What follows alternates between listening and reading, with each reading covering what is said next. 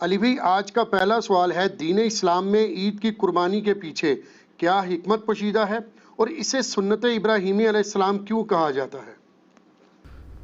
دیکھیں جی، یہ جو عید قربان کی قربانی ہے، یہ حضرت ابراہیم علیہ السلام کی یادوں میں سے ایک یاد ہے جو اللہ تعالیٰ نے قیامت تک کے لیے انسانیت میں باقی رکھی ہے۔ قرآن حکیم میں اس کی تفصیلات موجود ہیں، ان کو ڈسکس کرنے سے پہلے ایک میں کرامت عرض کر دوں۔ ہماری آج کی یہ مجلس جو ہے نا، یہ 124 نمبر مجلس ہے، اور یہ اچانک ہی ڈیسائیڈ کیا کہ اب چونکہ قربانی کا مہینہ شروع ہونے والا ہے، ذی القعدہ کا آخری عشرہ چل رہا ہے، اور اس کے فوراً بعد ذو الحجہ 1441 ہجری شروع ہو جائے گا۔ آج کی ہماری یہ اسٹوڈیو ریکارڈنگ 19 جولائی 2020 کی ہے، تو آلموسٹ یہ 21 جولائی کو امید ہے کہ یہ ذو الحجہ کا مہینہ شروع ہو جائے گا۔ تو یہ اچانک سب کچھ ہوا، اور پھر ہم نے پچھلے ہی ویک میں یہ فلوٹ کر دیا اپنے واٹس ایپ گروپس میں کہ پوری دنیا سے سوالات کلیکٹ کیے جائیں تاکہ کوئی سوال باقی نہ رہے۔ یہ 50 کے قریب سوالات ہم نے اکٹھے کیے، تو میرے دل میں ایک قلق تھا کہ کاش یہ 125 نمبر مجلس ہوتی، کیونکہ یہ ہماری اسپیشل مجلس ہے، 124 نہ ہوتی۔ پھر میرے دماغ میں ایک بات آئی کہ میں قرآن حکیم میں کوئی صورت ایسی کھولوں جس میں 124 نمبر آیت مجھے ایسی ملے جس کا تعلق ڈائریکٹلی ابراہیم علیہ السلام کے ساتھ ہو، اگر ڈائریکٹ نہ بھی تو انڈائریکٹلی ہو۔ تو یہ اللہ کی طرف سے کرامت ہوئی کہ سورۃ البقرہ جب میں نے کھولی نا، تو اس کی آیت نمبر 124، اور ہماری آج کی مجلس بھی مجلس نمبر 124، وہ اسپیسیفکلی ابراہیم علیہ السلام کی ساری قربانیوں کو ایک جگہ پہ اللہ تعالیٰ نے ڈسکس کیا ہے۔ سورۃ البقرہ آیت نمبر 124، اعوذ باللہ من الشیطان الرجیم، بسم اللہ الرحمن الرحیم۔ وَإِذِ ابْتَلَىٰ إِبْرَاهِيمَ رَبُّهُ بِكَلِمَاتٍ فَأَتَمَّهُنَّ، اور جب جب آزمایا ابراہیم کو اس کے رب نے جن جن باتوں میں، فَأَتَمَّهُنَّ، وہ تمام باتوں میں پورا اترے۔ ابراہیم علیہ السلام کی اللہ تعالیٰ ہمارا جب بھی آزمائش کی گئی، وہ آزمائش میں 100/100 نمبر لے کے کامیاب ہوئے۔ قَالَ إِنِّي جَاعِلُكَ لِلنَّاسِ إِمَامًا، یہ اسی آیت میں۔ تو ہم نے بھی پھر کہا کہ ابراہیم، ہم تمہیں پوری انسانیت کا امام بنائیں گے۔ قَالَ وَمِن ذُرِّيَّتِي، تو انہوں نے عرض کیا، اے اللہ میری اولاد کا کیا بنے گا؟ قَالَ لَا يَنَالُ عَهْدِ الظَّالِمِينَ، اللہ نے فرمایا تمہاری اولاد میں جو ظالم لوگ ہیں نا، ان تک میرا یہ وعدہ نہیں پہنچے گا۔ یعنی اس میں امپلائیڈ ہے کہ جو ظالم نہیں ہوں گے ان تک وعدہ پہنچے گا۔ بنی اسرائیل میں پہنچا ہے، انی فضلتکم علی العالمین، اور اس کے بعد بنو اسماعیل میں ہمارے محبوب صلی اللہ علیہ وآلہ وسلم آئے، اور یہ سارا معاملہ آگے سے چلا۔ ہم یہ کہتے ہیں ہم دین ابراہیمی کے اوپر ہیں۔ نبی علیہ السلام کو جس دین کی پیروی کا حکم دیا گیا وہ دین ابراہیمی ہے۔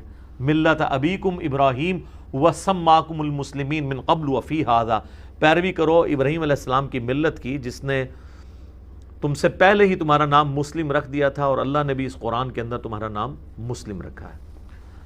تو ابراہیم علیہ السلام کی زندگی قربانیوں سے پر ہے، اس میں کئی ایک واقعات ہیں جو ہماری اس شریعت کا حصہ ہیں، مختلف عبادات کی رسومات کے طور پہ۔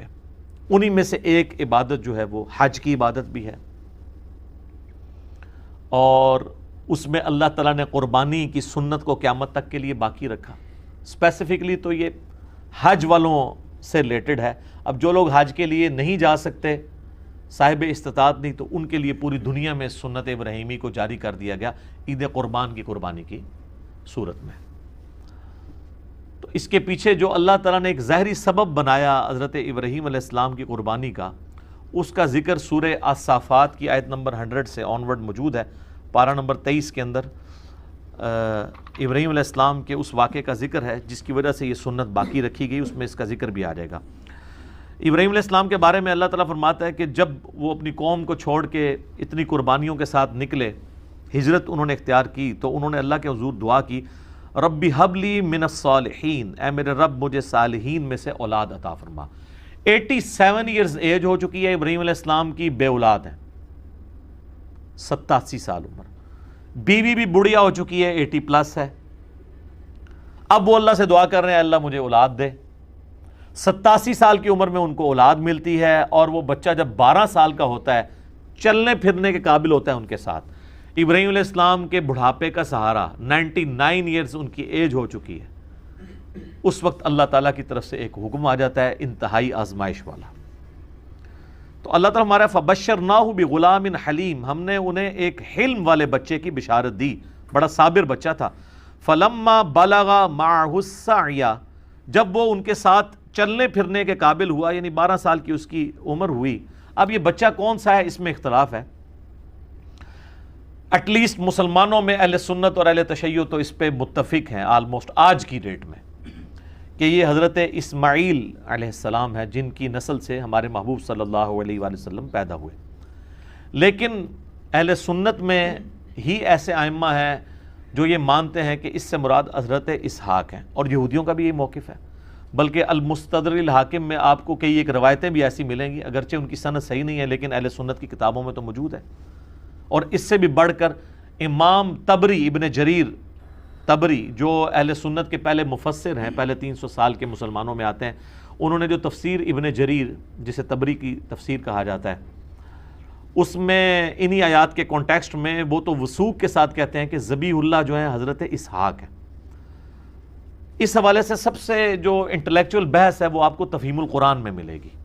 مولانا مودودی نے قرآن حکیم کی آیات سے ڈائریکٹلی تو ظاہر ثابت نہیں ہوتا، انڈائریکٹلی قرائن کے ذریعے ثابت کیا ہے کہ موسٹ پروبیبل ذبیح اللہ جو ہیں حضرت اسماعیل علیہ السلام ہیں۔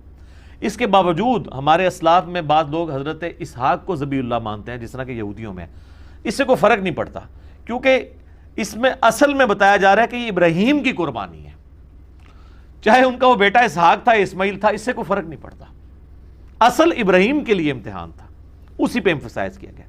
تو اللہ تعالیٰ ہمارا جب چلنے پھرنے کے قابل ہوا، قال یا بنیا، تو ابراہیم علیہ السلام نے کہا اے میرے بچے، انی ارا فی المنام، میں نے خواب میں دیکھا ہے۔ یاد رکھیے گا نبیوں کا خواب وحی الہی ہوتا ہے، بخاری مسلم دونوں میں حدیث ہے کہ نبوت کا 46واں حصہ ہے خواب، انبیاء کے خواب میں شیطانوں کو دخل نہیں ہے۔ انی اذبحک فانظر ماذا تری، میں یہ دیکھ رہا ہوں کہ میں تمہیں خواب میں نے دیکھا کہ میں تمہیں ذبح کر رہا ہوں، تو بتاؤ تمہاری کیا رائے ہے۔ اب ظاہر ہے وہ بھی نبی کا بچہ تھا، اسے پتا تھا کہ جب نبی کو خواب دکھایا گیا تو اللہ تعالیٰ پریکٹیکلی یہ قربانی چاہ رہا ہے۔ ظاہر ہے کہ اب وہ اس ماں کی اولاد ہے کہ جس کو بیابان میں سورہ ابراہیم میں آتا ہے کہ حضرت ابراہیم علیہ السلام ایک بالکل بیابان جگہ میں مکے کے اندر چھوڑ کے چلے گئے اللہ تعالیٰ کی توکل کے اوپر۔ قال یا ابت افعل، انہوں نے کہا اے میرے ابا جان کر گزریے، ما تؤمر، جس کا اللہ نے آپ کو حکم دیا، ستجدونی انشاءاللہ من الصابرین، انشاءاللہ آپ مجھے صابروں میں پائیں گے، آپ کو جو آپ کے رب کا حکم ہے وہ کر گزرے۔ اللہ اکبر۔ فلما اسلما وتلہ للجبین، جب وہ ان دونوں نے سر تسلیم خم کیا، اچھا اللہ تعالیٰ اب دونوں کا ذکر کر رہا ہے، یعنی حضرت ابراہیم بھی اور ان کا بچہ بھی، اسماعیل ہوں یا اسحاق کوئی بھی، دونوں نے اللہ کے حضور سر تسلیم خم کیا۔ وتلہ للجبین، اور ماتھے کے بل لٹا دیا حضرت ابراہیم نے اپنے بچے کو۔ ماتھے کے بل اس لیے لٹایا کہ کہیں غلطی سے میری نظر بھی چہرے کی طرف نہ پڑے اور شفقت پدری جو ہے وہ کہیں پہ ٹریگر نہ کر جائے، تو میں دیکھوں بھی نہ۔ وَنَادَيْنَاهُ أَن يَا إِبْرَاهِيمُ، تو اللہ تعالیٰ فرماتا ہے عین اس موقع پہ جب وہ چھری چلانے لگے، ہم نے پکارا کہ اے ابراہیم، قد صدقت الرؤیا، بے شک تو نے سچا کر دکھایا اپنا خواب، اِنَّا كَذَلِكَ نَجْزِي الْمُحْسِنِينَ، بے شک ہم اس طریقے سے ہی جزا دیا کرتے ہیں محسنین کو۔ یعنی حضرت ابراہیم نے تو اپنے بچے کی لائف اور اپنی وہ محبت سٹیک پہ لگا دی تھی، بس وہ آخری لمحہ تھا نا، ادھر تک اللہ تعالیٰ لے آیا ایج کے اوپر جا کے۔ ان ھذا لہو البلاء المبین، اللہ تعالیٰ فرما رہا ہے یہ بہت ہی بڑی آزمائش تھی جو ہم نے ابراہیم پہ ڈالی۔ یار جس کو اللہ کہہ رہا ہے کہ یہ بہت بڑی آزمائش تھی، وہ آزمائش کتنی بڑی ہے، اور اس میں حضرت ابراہیم کی کتنی تعریف بیان ہوئی ہے۔ اللہ اکبر۔ تو اللہ تعالیٰ فرما رہا ہے وَفَدَيْنَاهُ بِذِبْحٍ عَظِيمٍ، تو ہم نے اس سے فدیہ اس کی جگہ ایک بہت بڑی عظیم قربانی کا بنا دیا، یعنی وہ آسمان سے اللہ کی طرف سے ایک مینڈا نازل ہوا۔ وَتَرَكْنَا عَلَيْهِ فِي الْآخِرِينَ، اور ہم نے اس سنت کو باقی رکھا آنے والوں میں۔ سلام علی ابراہیم، سلامتی ہو ابراہیم کے اوپر۔ كَذَلِكَ نَجْزِي الْمُحْسِنِينَ، اسی طریقے سے ہم اپنے نیکوکار بندوں کو بدلہ دیا کرتے ہیں۔ اِنَّهُ مِنْ عِبَادِنَا الْمُؤْمِنِينَ، بے شک وہ ہمارے عبادت گزار بندوں، خاص بندوں میں سے تھے۔ وَبَشَّرْنَاهُ بِإِسْحَاقَ نَبِيًّا مِنَ الصَّالِحِينَ، اور ہم نے بشارت دی پھر انہیں اسحاق کی جو صالحین نبیوں میں سے تھا۔ اسی کے تحت یعنی مولانا مودودی کا موقف ہے، چونکہ حضرت اسحاق کا ذکر بعد میں آ رہا ہے تو اس سے یہی لگ رہا ہے کہ حضرت اسماعیل تھے اور حضرت اسحاق ان سے چھوٹے تھے۔ تو قرآن میں یعنی جو تورات میں حضرت اسحاق کو ذبیح اللہ کہا گیا ہے، لیکن چونکہ وہ ٹیمپرڈ فارم میں ہے، مہیمن اس پہ نگہبان تو یہ والی کتاب ہے، تو اس میں جو اشارہ ہے وہ حضرت اسماعیل کی طرف ہی ملتا ہے۔ تو اللہ تعالیٰ فرما رہا ہے کہ یہ جو ہم نے اس قربانی والی سنت کو آنے والوں میں باقی رکھا، حج کی شکل میں بھی باقی رکھا اور عید قربان کی شکل میں بھی باقی رکھا۔ اور سورۃ الحج میں اللہ تعالیٰ نے حج کی قربانی کا ذکر کیا ہے اور اس قربانی کو شاعر اللہ اللہ تعالیٰ نے ڈکلیئر کیا ہے۔ اور یہ والی جو ہم جس قربانی عام جو عید قربان کا ذکر کر رہے ہیں، یہ بھی اس پہ تو پوری صورت ہے، انا اعطیناک الکوثر فصل لربک وانحر، اپنے رب کا نام لے کر قربانی کرو اور نحر کرو۔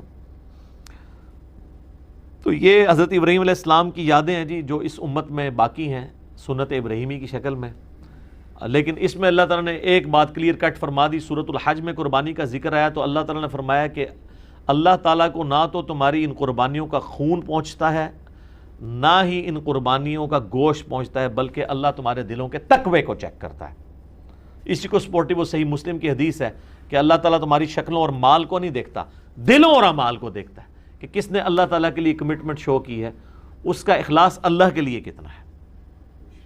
حضرت ابراہیم علیہ السلام کی شخصیت وہ شخصیت ہے کہ ہمارے نبی کو ان کی پیروی کا حکم دیا گیا قرآن میں کئی جگہ پہ۔ سورۃ الانعام کے اندر بڑی وہ وجد امیز آیات ہیں اس کے اینڈ پہ، چونکہ سورتوں کا اینڈ بڑا جاندار ہوتا ہے۔ قل اننی ہدانی ربی الی صراط مستقیم، اے نبی تم فرما دو بے شک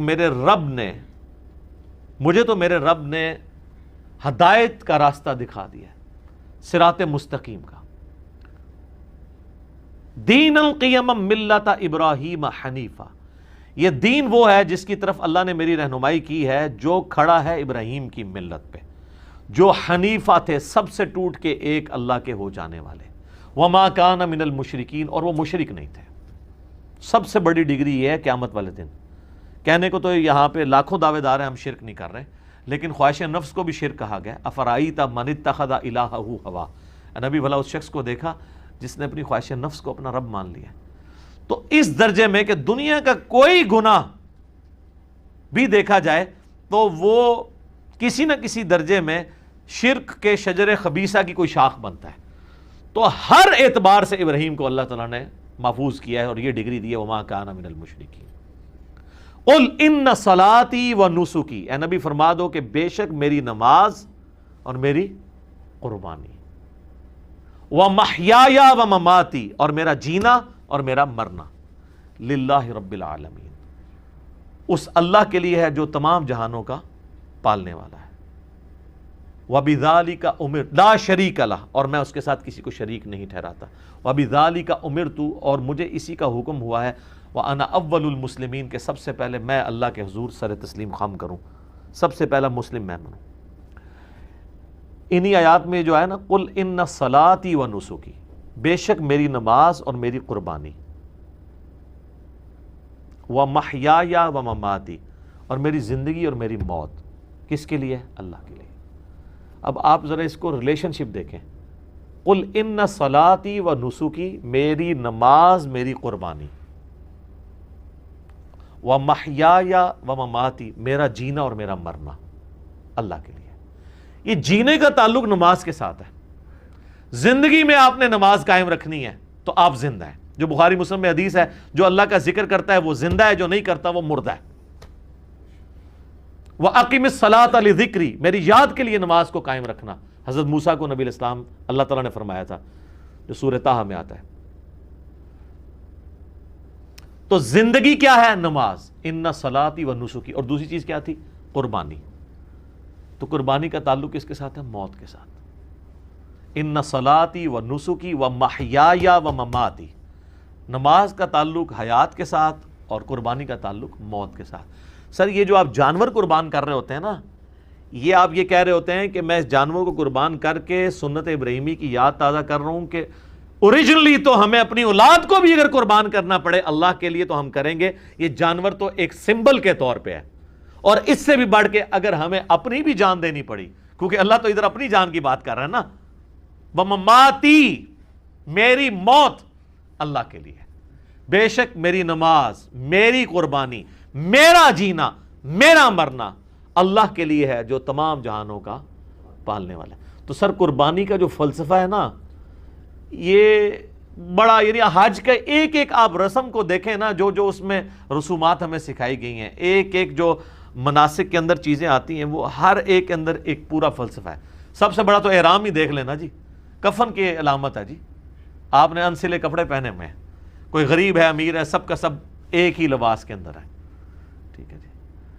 تو یہ تو خیر ایک ڈیٹیل طلب ٹاپک ہے, چونکہ آج ہم قربانی کو ڈسکس کر رہے ہیں. تو یہ اللہ کی طرف سے ایک کرامت ہوئی ہے کہ سورۃ البقرہ کی آیت نمبر 124 کیٹاگوریکلی ابراہیم علیہ السلام کی قربانیوں کو اللہ نے انڈورس کیا ہے.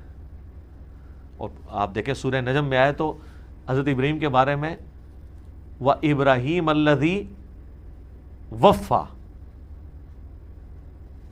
ابراہیم وہ ہے جو وفا کرنے والا ہے اپنے رب کے ساتھ.